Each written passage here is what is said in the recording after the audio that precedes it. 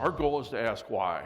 If you guys are in any kind of industry, you've got motor shops calling on you all the time, and they all say we can fix your motor, and we can fix your motor, but we're going to ask why it failed.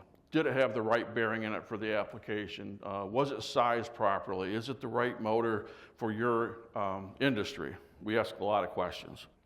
So a motor comes into us, we do an evaluation on what's the best path forward. One of those paths is not quick fixes. We don't, if you're going to send us a motor and you say, I just want you to change the non-drive-in bearing, that's not us. We're about repairing it right, repairing it the first time. It might take a day longer, but it's going to last you longer in the long run. People always say, well, just get me up and running and I'll pull it out in 2 weeks and we'll repair it right. You never pull it out in 2 weeks. You run it until it fails, and it's not a good situation. So we're looking for long-term reliability. What's the best solution for you guys without compromising quality?